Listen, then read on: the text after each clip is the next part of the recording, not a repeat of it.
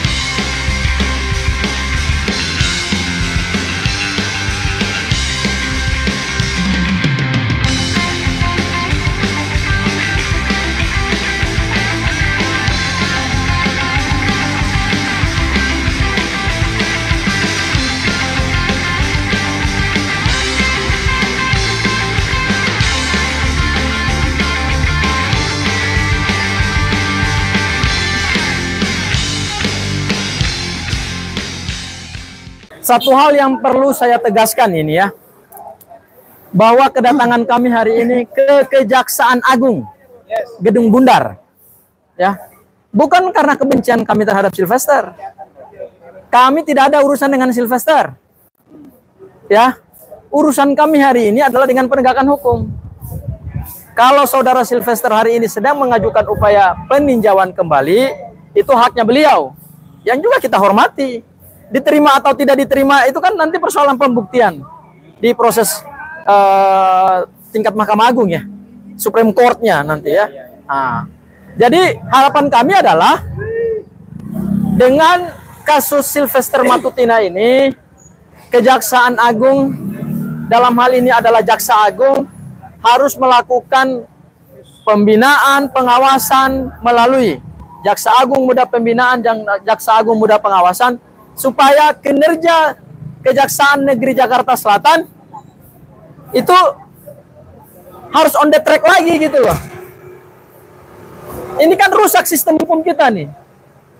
Perkara tidak dieksekusinya Sylvester Matutina ini sebetulnya seperti membuka kotak Pandora.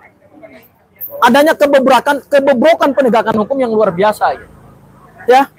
Anda bayangkan ada warga negara lain yang hari ini statusnya sebagai terpidana di Kejaksaan Negeri yang lain sedang dieksekusi. Tetapi saudara Sylvester Matutina kok kenapa nggak dieksekusi gitu. Jadi kami mengharapkan mudah-mudahan kedatangan kami tadi dengan Bang Kosunuddin, kemudian juga Jahmada Girsang, ya, Anwar Silalahi, ada Pak Hari juga, ya, ada teman-teman aktivis dari KNPRI juga, ya, Koalisi Nasional Perempuan Indonesia. Kami ingin mengirim pesan yang jelas dan tegas, mewakili suara hati masyarakat Indonesia yang rindu dan cinta akan penegakan hukum yang berkeadilan. Pesan kami tegas dan jelas, Pak Jaksa Agung segera eksekusi supaya marwah dan integritas dari lembaga kejaksaan tidak dihancurkan oleh kasus Sylvester Matutina. Itu pesannya. Saya mau bertanya, Bang. Kemarin Ketua Umum Peradi Bersatu menyampaikan bahwa dengan adanya peninjauan kembali yang kemarin diajukan tanggal 5 dan akan disidangkan tanggal 20, itu bisa saja kemudian menunda eksekusi Sylvester Matutina. Nah, apakah ini dimungkinkan secara hukum, Bang? Saya kira apa yang disampaikan oleh termul itu, saya pikir itu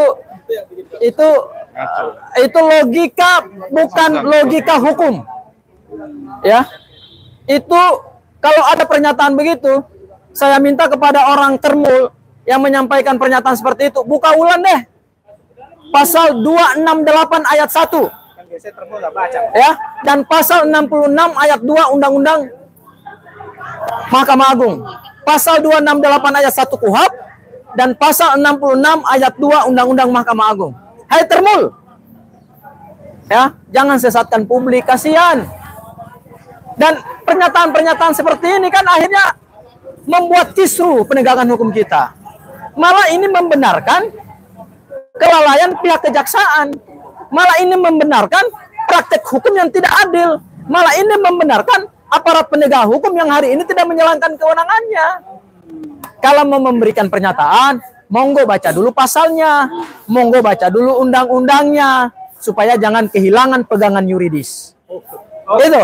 Jadi apa bunyi pasal 268 ayat 1 KUHP dan pasal 66 ayat 2 Undang-Undang Mahkamah Agung? Apa tuh? Permohonan PK tidak menghentikan dan tidak menunda eksekusi. Nah, ini Bang, jangan mana tambahin, Bang. Nah, ini senior soalnya. Nggak enak. Ada senior. Benar kata Bung Gafur ini Bung Gafur ini tamatan dari universitas terbaik di Indonesia. Jadi masalah hukumnya luar Ijazahnya biasa. asli, Bang. Ijazahnya asli. Ijazahnya asli dan bro kita dari Makassar, dari Ambon ya. Jadi benar eksekusi itu tidak ada aturan yang menundanya. Tidak ada aturan itu. Pasal manapun tidak ada yang menunda itu. Ya, artinya kalaupun masuk PK, eksekusi tetap jalan. Seperti yang dijelaskan oleh Bro Gafur tadi. Bahkan sebaliknya ada 4 aturan yang menyatakan bahwa eksekusi atas vonis Mahkamah Agung yang terakhir itu harus dilaksanakan. Seperti tadi kita katakan, mulai dari KUHP pasal 270, Surat Edaran Mahkamah Agung 2014, Pasal 30 Undang-Undang Kejaksaan. Kejaksaan tahun 2021 pasal 30 dan Undang-Undang Kehakiman pasal 50 ayat 1 dan 54 ayat 1 dan 3. 4 itu yang mengatur, yang mengawal eksekusi ini, tapi masih bisa juga tidak berjalan. Sowat. Moral tentu penentunya. Apapun yang terjadi, kalau moral kita tidak bisa menegakkan hukum, ya selesai. Jadi the most important thing, the last minute adalah moral kita berbicara dalam penegakan hukum. Bukan aturannya, bukan sistemnya. Itu jangan lupa. Karena aturannya udah jelas. Aturan jelas. Dalam 3, menurut Lawrence de Friedman. Lawrence Friedman mengatakan 3 unsur penegakan hukum. Pertama, substansi, itu aturannya tadi. Kedua, struktur, ini Kejaksaan Agung termasuk struktur. Dan yang terakhir adalah masalah budaya atau moral. Yang 2 ini sudah terpenuhi, tapi moralnya jatuh, tidak bisa terlaksana. Betapa pentingnya tentang moral itu. Moral jatuh di titik nadir. Nadir bahkan melebihi di bawah nadir. Bang, Jadi bang, yang belum pernah ditanyakan sama media nih bang. Nah ini kan statusnya dia komisaris bang. Nah apakah nanti ketika dieksekusi status komisarisnya dicabut atau bagaimana bang? otomatis secara hukum, bagi yang cacat secara hukum apapun itu, di instansi yang terkait, apalagi pemerintahan yang bersumber dari rakyat, pembiayaannya, otomatis itu berhenti dong. Jadi tidak, apalagi ini kan udah nikrah. Kecuali kalau masih tersangka segala macam mungkin masih dipertimbangkan kan. Ini sudah nikrah. Jadi tidak ada gunanya, tidak ada artinya dilanjutkan itu. Pasti itu melanggar aturan dan sudah melebihi melanggar aturan. Sudah nikrah. Kan gitu. Karena ini justru yang seolah-olah mengganjal ya eksekusi ini. Kan Gopur dan Bakurnya sebentar ya. Mengenai kadaluarsa. Ini banyak disinggung bahwa vonis itu sudah keluarsa karena sudah lebih 6 tahun. Dan banyak yang mengutip pasal 84 Kitab Undang-Undang Hukum Pidana itu hanya di ayat 1-nya. Saya mau klarifikasi di sini dan mau jelaskan. Pasal 84 itu baca 84 KUHP, baca semua ayatnya. Agar sinkronisasi hierarkinya itu dapat satu kesimpulan. Saya mau katakan bahwa untuk vonis yang tadi disebut itu belum kadaluarsa atau belum 6 tahun. Kita jangan berpatokan bahwa 6 tahun. Tidak, ada rumusnya. Pasal 84 itu ayat 2 tolong diperhatikan baik-baik. Penuntutan untuk pasal 311 itu adalah masa kadaluarsanya penuntutannya saja 6 tahun. Dan masa kadaluarsanya juga hampir sama dengan itu, hanya ditambah sepertiga dari 6 tahun. So berapa tahun? 6 tambah sepertiga dari 6 tahun adalah 8 tahun. Sekarang baru jalan ke 6 tahun. Jadi masih ada waktu kita sebenarnya 2 tahun lagi. Cuman jangan terlena waktu itu. As soon as possible segera Bapak seperti kata Gafur tadi yang di gedung tinggi ini sebelah kami ini segera mengeksekusi itu. Jadi jangan main main pasal tentang kadaluarsa. Silakan sama-sama, pasal 84 itu terbuka dimanapun itu, silakan dibaca. Pasal ayat 2 khususnya ya. Jadi kadaluarsa dalam hal ini kita closing ya. Tidak ada kadaluarsa dalam pelaksanaan eksekusi putusan saudara SM tersebut. Saya kira itu tambahannya dari saya agar lebih jelas mengenai kadaluarsa. Tidak diperdebatkan lagi nih ya. Silakan Mbak Kurnia. Ya, bismillahirrahmanirrahim. Assalamualaikum warahmatullahi wabarakatuh. Saudara-saudara sekalian, meminjam istilah paradok dalam buku Paradok Indonesia yang ditulis oleh Presiden Republik Indonesia ya, Bapak Prabowo Subianto, kami rasa ini merupakan hal yang tepat sekali ya. Paradok sendiri berarti bahwa kondisi yang bertentangan, yang jika kita lihat, tetapi setelah diselidiki lebih lama ternyata memang bertentangan. Pasal 27 Undang-Undang Dasar 1945 jelas-jelas menyatakan bahwa setiap warga negara berkesamaan kedudukannya dalam hukum dan pemerintahan dan wajib menjunjung tinggi hukum dan pemerintahan dengan tiada kecualinya. Pada hari ini saya sebagai terlapor, meskipun saya juga adalah kuasa hukum ya daripada pengacara di TPUA ya dan anti kriminalisasi akademisi dan aktivis, ini merasakan sekali.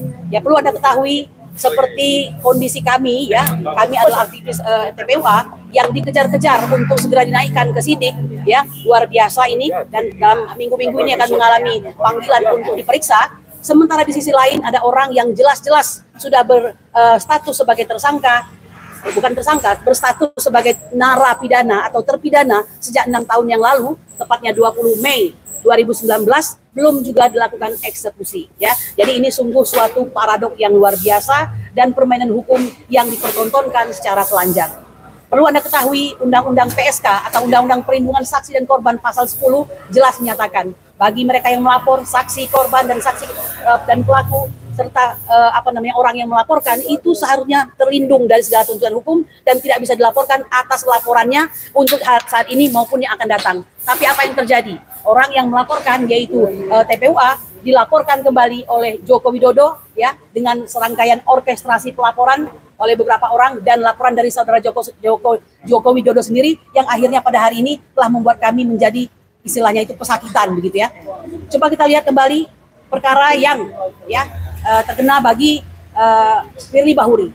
9 bulan lebih sudah ditetapkan sebagai tersangka ya atas jeratan pasal daripada 12E, 12B dan 11 Jungto pasal 65 KUHP maksud kami tetap sampai hari ini tidak diapa-apakan ya, luar biasa. Memang penyidik menggunakan hak subjektifnya untuk tidak menahan. Tetapi apakah ini benar secara hukum? Tentu saja tidak. Jadi inilah paradoknya Indonesia. Oleh karena itu, dalam rangka ulang tahun Indonesia ke-80, sudah waktunya kita merefleksikan diri dan evaluasi apakah hukum ini sudah benar adanya ya. Yang jelas kami sangat merasa kerusakan hukum dari zaman Joko Widodo 2 periode. Oleh karena itu, lakukan perbaikan, wahai Bapak Prabowo Subianto yang kami cintai. Pada hari ini Anda adalah Presiden Republik Indonesia.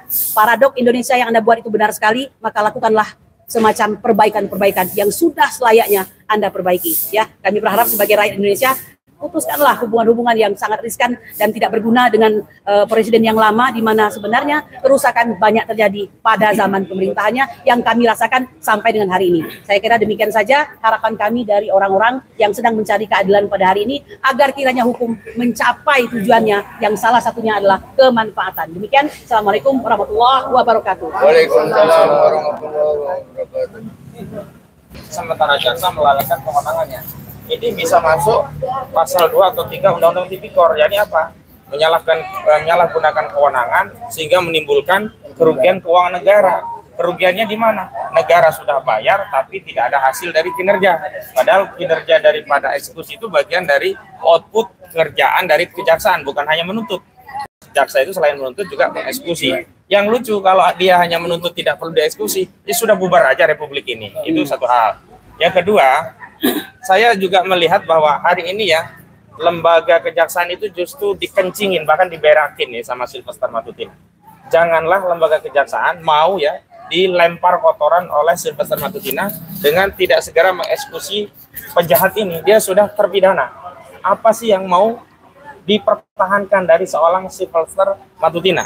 Makanya hari ini justru yang diklarifikasi itu bukan masalah Sylvester Matutina ada saudara atau tidak di Kejaksaan Agung, tetapi ada nggak pengaruh dari kekuasaan, baik kekuasaan existing yakni saudara Prabowo Subianto maupun kekuasaan sebelumnya yakni dari Solo yakni saudara Joko Widodo yang mempengaruhi unsur kejaksaan sehingga tidak bisa menjalankan kewajibannya sebagai eksekutor dalam kasus Sylvester Matutina. Ini jelas-jelas loh, negara ini bukan lagi kita bicara soal sengketa antara Sylvester Matutina dengan Pak Yusuf Kalla yang itu deliknya 311 KUHP tentang fitnah. Tidak. Pak Yusuf Kalla itu selesai ketika mengadukan di proses sita vonis begitu. Hari ini sudah masalahnya negara karena jaksa itu mewakili negara dan ini masalah publik karena jaksa menjalankan fungsinya itu karena amanat undang-undang dan undang-undang itu berasal dari DPR itu representasi rakyat sehingga tidak boleh jaksa ini ya menggunakan anggaran dari rakyat tapi tidak menjalankan tugas kewajiban dan tanggung jawabnya sebagai jaksa untuk menuntut sekaligus mengeksekusi dalam kasus Sylvester Matutina. Ini memalukan sekali. Saya terus terang datang kemari karena saya cinta Kejaksaan Agung. Saya yakin Pak Jaksa Agung ya mau berbenah dengan kedatangan kami sekaligus mengirimkan surat resmi tadi. Mudah-mudahan ini jadi jalan bagi kejaksaan untuk berbenah begitu. Izin penegasan sedikit aja. Berarti Abang menduga bahwa belum dieksekusinya Sylvester karena ada dugaan intervensi politik. Oh, bukan dugaan kalau itu pasti. Kalau nggak ada intervensi, nggak nunggu sampai 6 tahun. Bahkan setelah Kapus Penkum Kejaksaan Agung menyatakan 4 Agustus sudah diundang oleh Kejaksaan Negeri Jakarta Selatan dan kalau tidak ya silakan saja nanti akan dieksekusi. Kok sampai hari ini masih berkeliaran? Ini Abang meyakini ada intervensi politik. Memastikan ada. Buktinya apa? Nah, sampai sekarang nggak dieksekusi. Jadi alangannya itu bukan yuridis. Kalau yuridis sudah selesai. Bukan karena nggak dapat salinan putusan, ya kan? Bukan karena putusan belum ingkrah, bukan karena ada daluarsa. Nggak ada. Itu semua sudah terbantahkan argumentasi tentang hal-hal yang berkaitan dengan hukum. Tinggal satu, yakni masalah politik. Nah, politik inilah yang menurut saya harus dibersihkan bahwa yang bekerja ini bukan dari Presiden SBY, yakni Prabowo Subianto. Karena itu kalau Prabowo juga tidak ingin tertuduh terlibat dalam kasus ini, ya segera perintahkan Jaksa Agung untuk mengeksekusi atau setidaknya panggil kenapa ini terjadi. Begitu. Siap, ya. Terima kasih, Bang. Ya.